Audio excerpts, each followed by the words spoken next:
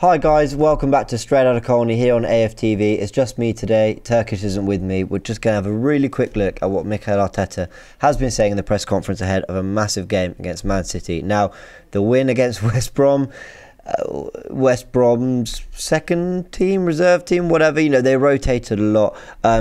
I think definitely would have eased a little bit of the pressure, not so much because we won, that was expected, but more so the return of key players. And that is actually one of the first things Arteta talks about, so we're going to go into that. He touches on other things as well, transfers, what's going on with Willian. He addresses Aubameyang situation because there had been rumours in the papers that he might be off, but Arteta does address that. And having a look at my notes here, of course, the whole pressure of 5 games left, that was something that was put to him as well by the media. So it'll be interesting to see what he said about that. Anyway, let's go into all that, including the big topic of the day, what it's going to take to beat Man City. Let's hear what he had to say, starting with the return of key players and the difference that has made. Well, getting some of those big players back certainly helps to any team. We know, for example, with Oban Laka, that our goal scorers, the biggest threats in the team in terms of goal scoring comes from them. And that's something that has happened over the years right now. So we know how crucial that is for our success.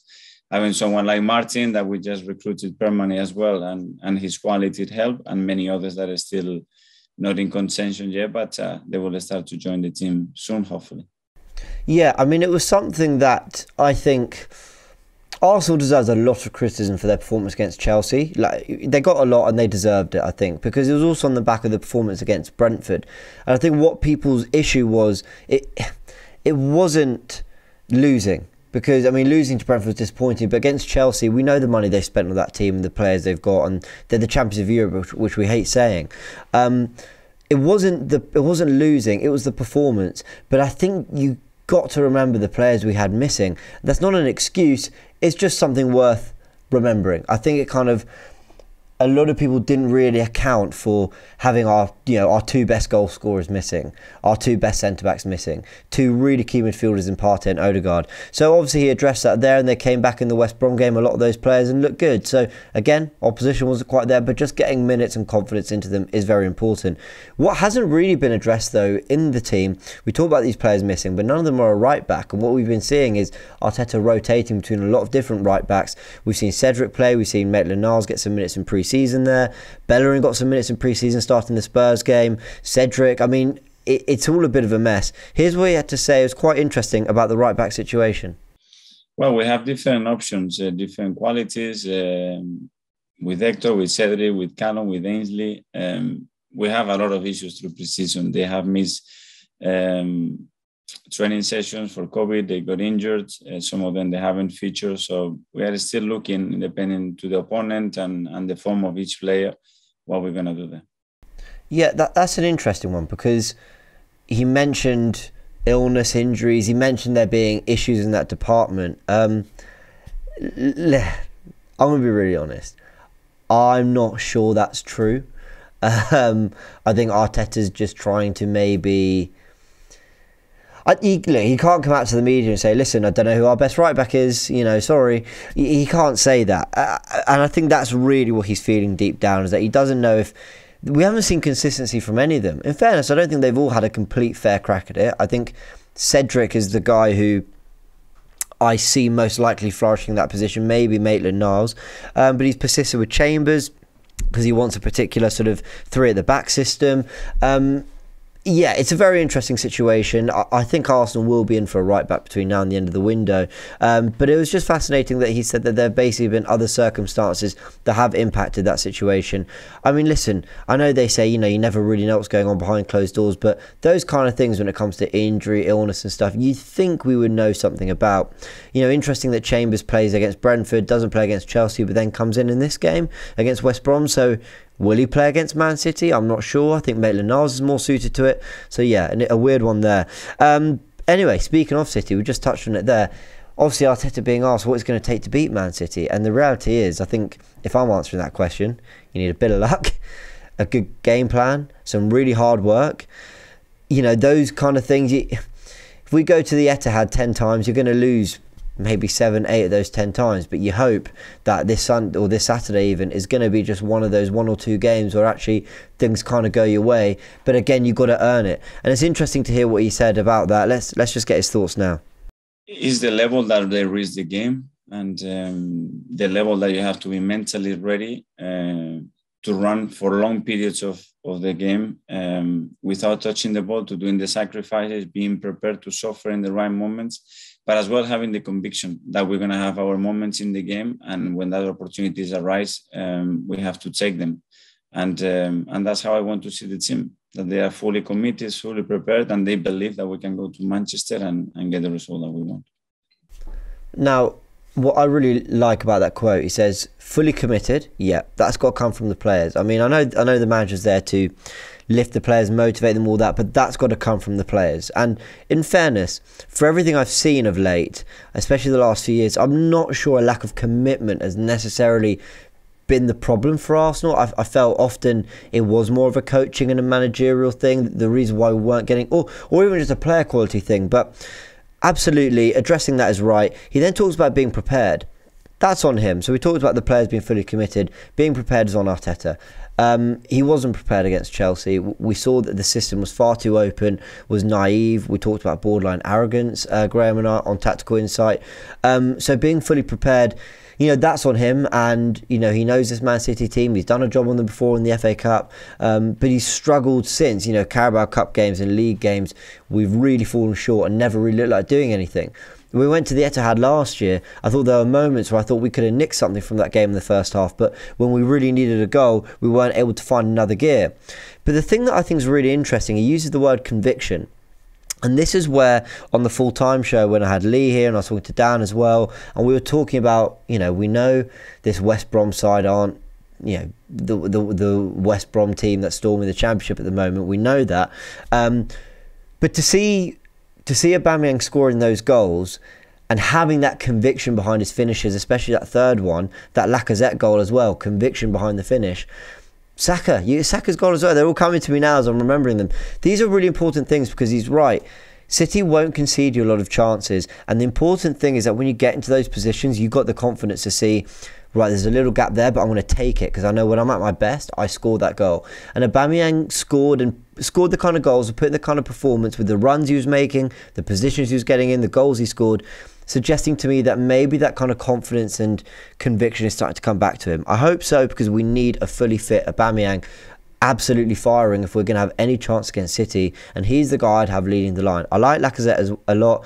I think sometimes it suits having a more hold-up, link-up play centre-forward in Lacazette, but I think we're going to need to be stretching City, and Aubameyang's the guy to do that. So interesting to hear that word conviction. I think he's almost sending a little bit of a message to his players. Listen, we're not going to have loads of chances. The ones we do, we've got to be clinical. Now, that's hard because the players will understand that. And it's also on Arteta to work out why is it we need loads of chances. Other clubs might lose, but maybe still cause City problems. And the reality is I don't see us having more than 2 or 3 good chances in that game. So that's a really interesting situation. Arteta's got to address that as well. So yeah, fascinating to hear that, being fully committed, fully prepared, but conviction. And that's the big thing I take. If we've got any chance of getting anything at the Etihad, listen, we could have that conviction and still only come out with a draw or a narrow defeat, but we don't want that. We want something out of the game. Oh my God, if we win, what a way to finally kickstart our season. So yeah, interesting to hear that. And talking about Aubameyang and this conviction, he spoke about Aubameyang potentially being a striker.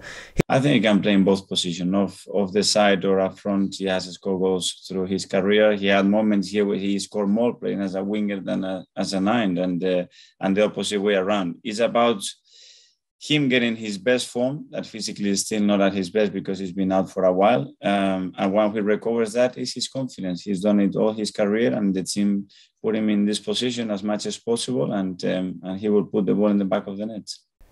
There you go. The team, they put them in that position as much as possible. He'll put the ball in the back of the net, and that's absolutely it. Create chances for this guy, because if you don't, it's a waste of a really great finisher. Guy's got great movement, great pace, and will put the ball in the back of the net more often. Yeah, his pre-season wasn't great, but as Arteta's just said there, he's not fully there physically yet. He's not at his best, but he's starting to show glimpses. I thought he looked bright against Chelsea. He gets his goals against West Brom, that maybe he's starting to rediscover his best form. But that's on Arteta as well. Anyway, let's move on to transfers. A really interesting update with that. Let's hear what we had to say. We don't know. We already done a lot of things, ins and outs, a lot. I think it's 16, 17 deals in total with some renewals, which is a lot of things. And there still are some things to do in the last few days because there are still some question marks and deals that can happen. But we'll see. I'm going to be honest with you guys. That answer doesn't fill me with a lot of confidence. Listen, he's not wrong. He's not wrong. Arsenal have done a lot of business. 5 players in. And how many have gone? I mean, Guendouzi, Saliba, Torreira now. I can't even remember off the top of my head. But yeah, quite a few players have left as well. And I think there'll be more to leave. So yeah, there's been a solid... What's the word? I was going to say rejuvenation of the squad. But I'm not sure that's necessarily true. There have been changes, for sure. But the money's been spent more in squad depth. And giving us options like Nuno Tavares, who's never going to start ahead of Kieran Tierney. Certainly not for this season or next. But, you know, at least we've got that depth there. Great. Ben White. Is he an upgrade on David Luiz? I mean, probably. But, you know, we're yet to see. You know, okay, he's unwell and he didn't play Chelsea. He didn't play against West Brom. The Brentford debut wasn't convincing, but then his pre-season games looked okay. So that's an interesting one. But I think the point is here, you know, we have done a lot of business, but have we done a lot of the business we needed to do? Or have we just done a lot of business in general? Some of the business is just stuff you wanted to do. No, we knew we needed a central midfield upgrade and we knew we needed a right back, and we've not really addressed those. In fact, those are probably the 2 key areas. We brought back in Martin Odegaard, who we had for the second half of last season. I love Odegaard. I'm delighted we wanted him. He was kind of neck and neck with Maddison for who I wanted more. I mean, I love them both. I think Odegaard can get to that level, you know, very soon. But have we really improved on the team? I'm not sure. And I think that's where I think it, you know, he's right that we've done a lot of transactions, as he likes to use that word. We've done a lot of business. But have we done a lot in terms of improving Arsenal, leaving the squad in a better shape than it was last season? I'm just not convinced. So interesting to hear what you guys think about that, but he's not filling me with a lot of confidence that a lot more is going to get done. Listen, if we can get a central midfielder like Houssam Aouar in, if we can get in a right back, that would be perfect. But I feel like it's just social media and fans who are stirring these kind of, I wouldn't say rumours, no one's sort of putting it out there as rumours, but almost just selling the idea that we need them, and so we're hopeful that it might happen, but realistically there's no one saying that it could. So yeah, we'll see what happens. Anyway, Arteta was asked about, you know, this report that's been going around that he's got 5 games to basically prove that he's the right man to take Arsenal forward. Here's what he had to say when he was posed with that, which I thought was interesting and very brave to ask him, to be fair. Here's what he said. I sense the urgency since the day I arrived here to change the situation that we had, to try to improve in many areas that we were struggling, that we have issues, and win as many football matches and trophies as I can. And that's not going to change if we win the next 3 games or if we not. That uncertainty, that desire to do well, that commitment to bring success to the club, it has to be always there. And I think you need to feel that as well to get the best out of yourself. Yeah, there you go. You know, I imagine this is an incredibly pressurised environment, whether things are going well or not. I can imagine even when things are going great, you know, it's the pressure of maintaining it. But I think this is definitely not the hardest, but one of the hardest phases Arteta's had to go through as manager. And let's face it, it's not all really been plain sailing. I'm yet to see like a great run of form under this manager. So yeah, there you go. The pressure's there as it always is. So I'm sure, you know, he's dealing with it as best he can, and I can't be easy, but that's the nature of the job. Let's have a little look at Willian as well as we come to the end of what Arteta, sort of the highlights of what he's been saying in the press conference. There was an interesting Willian update. Now, normally it's important to remember Arteta doesn't always address things so head on when it comes to transfers, but here's some interesting quotes on Willian and what's happening with him. We are having some conversations with him and the agent, and we are evaluating the position that we are in at the moment. If he does depart, why do you think it hasn't worked from Arsenal? Obviously, he was signed with quite a lot of fanfare. He was great on his debut against Fulham, and then it just seemed to tail off, didn't it? I don't know. At the moment, he's an Arsenal player, and we are trying to get the best out of him when he's here. And anything different is just maybe things that can happen. Yeah, well, we'll see what happens with Willian. I do expect him to leave. It's not worked out, but yeah, we'll see. We'll see what happens there. One final quote I quite like. There was some stuff around Pierre-Emerick Aubameyang in the papers. Now, obviously, when he was missing because of COVID, all the speculation blew up that obviously him and maybe Lacazette weren't happy and everyone else missing out. Anyway, it became a bit of a mess. But what's interesting is that there had still been reports that Aubameyang, if the offer came in, would be up for sale, which, I don't know, surprised me because, we only gave him a big contract a year ago. But Arteta did address that. Let's hear it. I don't know. Pierre-Emerick, he's our player, and he will remain here. Given the money that's been spent bringing players in, is there anyone in the squad at the moment that if an offer came in that was money that you had to take, would there be offers that were too good to turn down for any of your players, do you think? I don't know. We haven't had a situation, and probably that question is more for Edu and the board.